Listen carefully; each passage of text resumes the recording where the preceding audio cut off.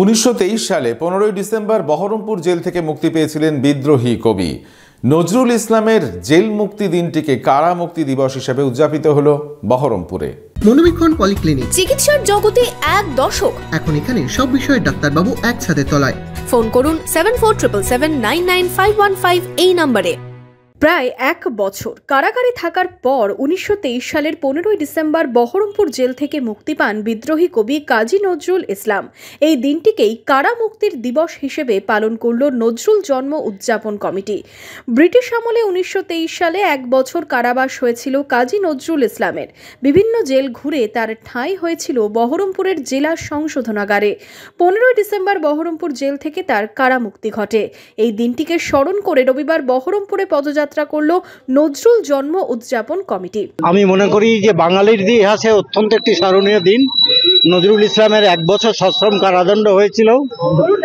Presidency Jail, Alipore Central Jail, Hooghly Jail এবং Berhampore jail, এই চারটি জেলে তিনি এক বছর যাবৎ কারারুদ্ধ ছিলেন এবং সবচেয়ে বেশি তার কারাজীবন কেটেছিল বহরমপুরে। এই বহরমপুর জেল থেকেই 1924 সালের 15ই ডিসেম্বর তিনি মুক্তি লাভ করেছিলেন। আমার মনে হয় যে এই চর্চাটা অত্যন্ত প্রয়োজন।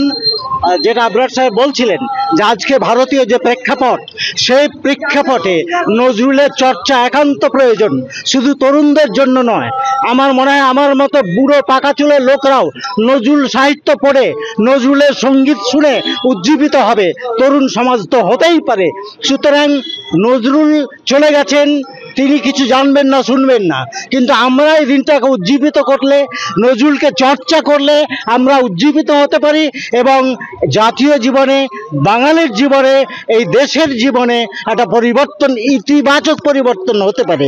শুধু বহরমপুরেই নয়, সারা রাজ্য জুড়ে এই দিনটিকে স্মরণ করে কারা মুক্তি দিবস হিসেবে পালনের আহ্বান জানিয়েছেন সংগঠনের সদস্যরা।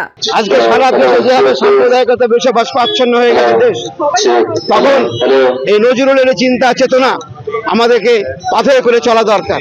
এই লক্ষ্য রেখে আমরা সারা জেলা জুড়ে নজরুল প্রেমীদের নিয়ে একটা সংগঠন তৈরি করেছি।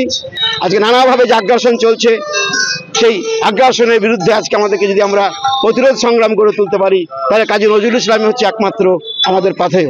এদিন ডিস্ট্রিক্ট লাইব্রেরির সামনে থেকে শুরু হয় পদযাত্রা। পদযাত্রার পাশাপাশি নজরুল ইসলামের মূর্তিতে মাল্যদান করে শ্রদ্ধা জানানো হয়। পাশাপাশি চলে নজরুলের গান আবৃত্তি পাঠ।